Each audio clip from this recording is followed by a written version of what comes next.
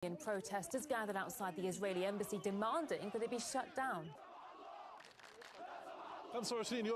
25 days after the start of the aggression, the Jordanian people will continue to be present in the squares demanding political Jordanian steps to stop the massacres. Statements are not enough. The Israeli embassy must be closed and military conscription must be restored. These demonstrations alone are not enough. We need a complete public outpouring until the borders are opened, until the crossings are opened and full aid reaches Gaza. We are coming here with all young people from all over Jordan, from all parts of Jordan, all the regions, to demand that the government cancel the gas agreements and not sign the water agreement, cancel the Wadi Araba agreement and expel the Israeli embassy and the ambassador. Bolivia has gone a step further and cut all diplomatic ties with the Middle Eastern country. Bolivia's Deputy Foreign Minister explains why the country decided to end diplomatic relations with Israel in an exclusive interview with RT. The Bolivian government has decided to sever diplomatic relations with Israel on the grounds that Israel does not comply with international law as enshrined in the UN Charter and the Universal Declaration of Human Rights, in particular international humanitarian law. In accordance with our principled position, based on the norms of the Constitution of the State of Bolivia, we have decided to sever diplomatic relations with Israel. In addition, Bolivia demands an end to attacks on the Gaza Strip, which have already led to thousands of civilian casualties. Amidst worldwide criticism over IDF operations in Gaza, the Israeli leadership has called the disapproval anti-Semitic. But a Jewish community leader in Iran we spoke with says the government in Tel Aviv does not represent all Jews. The Zionist regime is acting against the beliefs of Judaism and is committing murder and crimes. Even if there's a war, it must be based on religious principles and international law. Both religiously and illegally, defenseless civilians, including women, children and patients, should not be treated as military targets and should not be targeted with missiles and bombs. The wave of anger over the ongoing Israeli bombing of the Gaza Strip has reached the Jewish diaspora now. Leader of the Iranian Jewish community, Rabbi Yunus Hamami Lalazar, held a short-notice press conference in Tehran to share his stance on the escalation, lamenting Israel's indiscriminate attacks on the enclave as appalling and inhumane, as the Israeli military has opened a second stage in the war against Hamas by sending ground forces into Gaza and expanding attacks from the ground, sea and air. Fears grow over the loss of more civilian lives. Rabbi Hamami says Tel Aviv is trying to, quote, legitimize its war crimes by portraying the conflict as an Arabic-Hebrew or a Jewish-Muslim dispute. He described Israel as a political party whose actions do not represent the world's Jewish community. Along with our fellow Jews around the world, we are protesting the actions of the Zionist regime, which claims to be the representative of the world's Jewish community. The Jews do not regard Israel as their representative and do not approve of its actions. On Sunday, Israeli Prime Minister Benjamin Netanyahu invoked the religious theory of Amalek, a nation mentioned in the Hebrew Bible as the Israelites' ardent foe. He made the remark while elaborating on his plans to extend the scale of the attacks on Gaza. The entire people and the leadership of the people embrace them and believe in them. Remember what Amalek did to you. We remember and we fight. I asked Rabbi Hamami about his take on Netanyahu's reference to the biblical verse. He called such remarks a fallacy that does not comply with the teachings of Judaism. This is just a misuse of a verse from the Holy Book, which comes from 3,000 years ago during the era of Samuel the prophet. That Amalek nation was dissolved over the centuries, and even if they do exist, they are not living as a single nation. Therefore, we cannot say that the Gazans are the people of Amalek, so this is just a lie. The Jewish cleric said Israel's actions will not provide safety for Jews. On the contrary, he says, they will only tarnish the image of Judaism. Hamas's actions are extremely likely to inspire terror attacks in the United States and its allies, says the FBI chief, adding that the nation should be on alert. We assess that the actions of Hamas and its allies will serve as an inspiration, the likes of which we haven't seen since ISIS launched its so-called caliphate several years ago. In just the past few weeks, multiple foreign terrorist organizations have called for attacks against Americans and the West. This is not a time for panic, but it is a time for vigilance. Let's get more on this from RT correspondent Caleb Maupin. Now, Caleb, good to see you. Could you tell us more about the significance of the FBI chief's statement and what it means for Americans?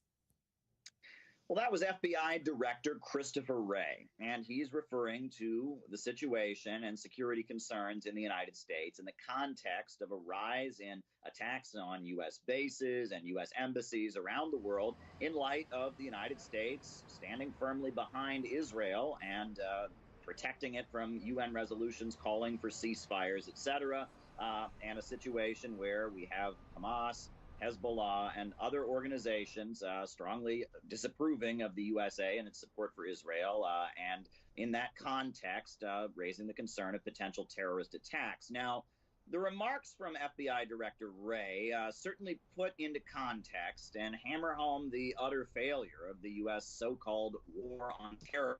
You'll remember that the United States was fighting against the Taliban for years, and now the Taliban is in power once again in Afghanistan.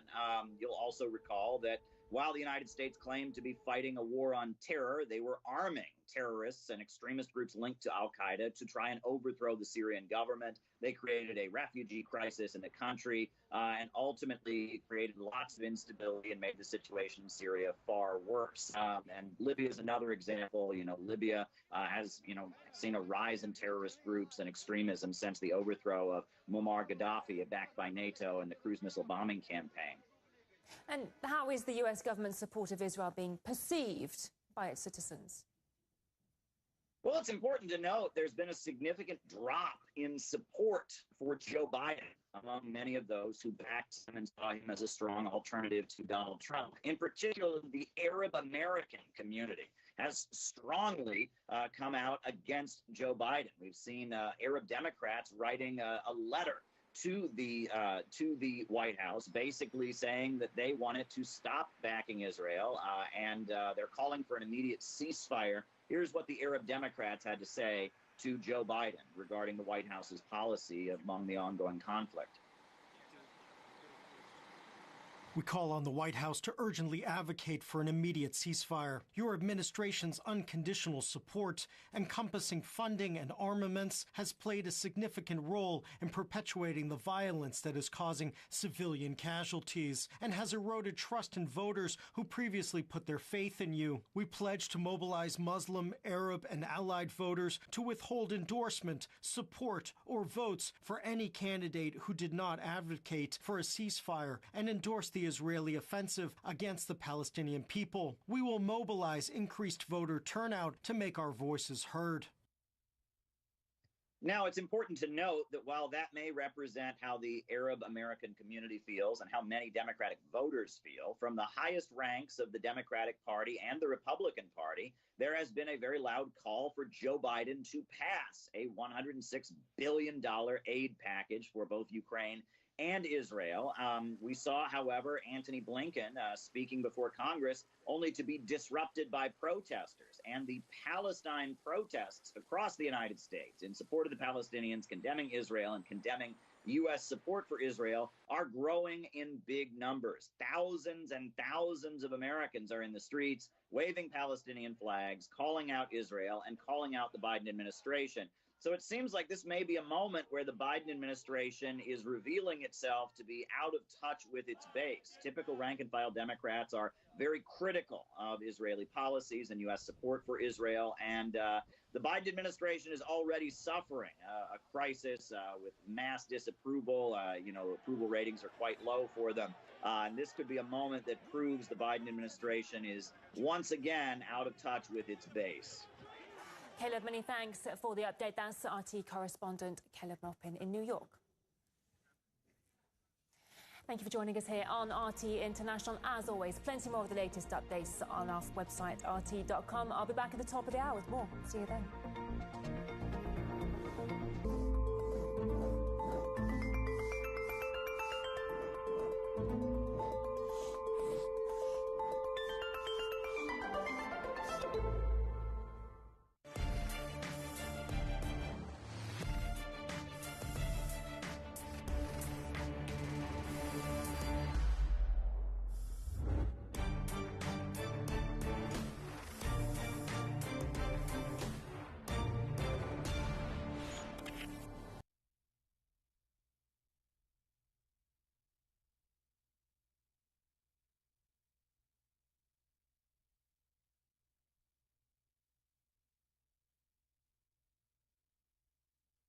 at the ongoing Israeli attacks on Gaza.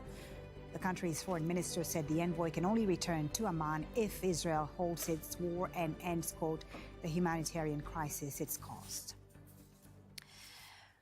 Well, the war is taking a devastating toll on Palestinian women and children in Gaza. More than 50,000 women in Gaza are pregnant. 5,500 of them are expected to give birth this month, but it's unclear how they can reach hospital through a war zone and get the care they need. These women are facing life-threatening challenges as a result of Israel's unrelenting bombardment of Gaza.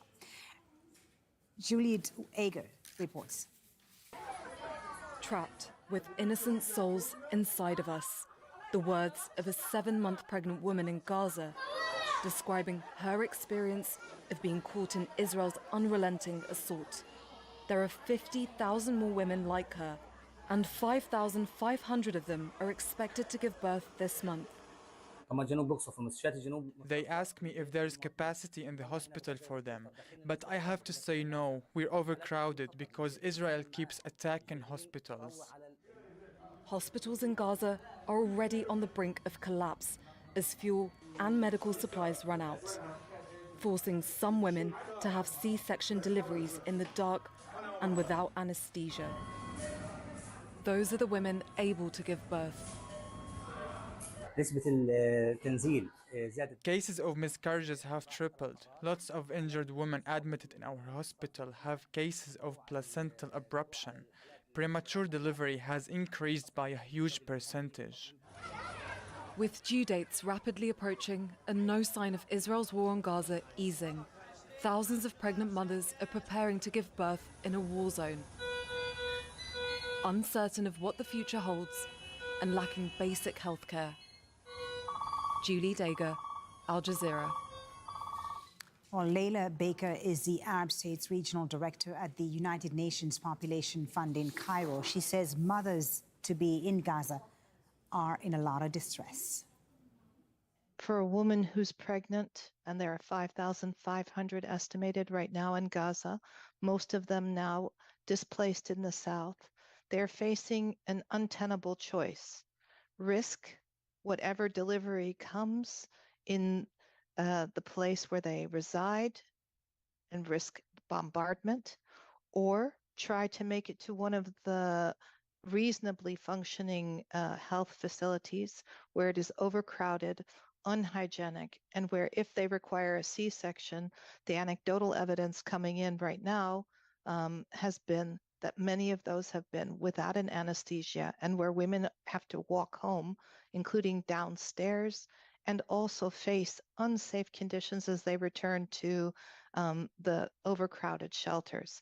I can't imagine, as a woman myself, being faced with that kind of choice, where you're trying to bring life into in this world, bring joy, a new family member, and yet you're traumatized, you're fearful for yourself, for your child.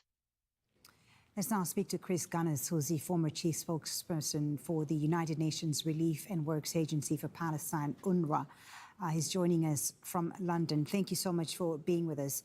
We heard Gaza's health ministry say today that in just a few hours, many hospitals across the Strip will stop operating because fuel in their generators will have run out.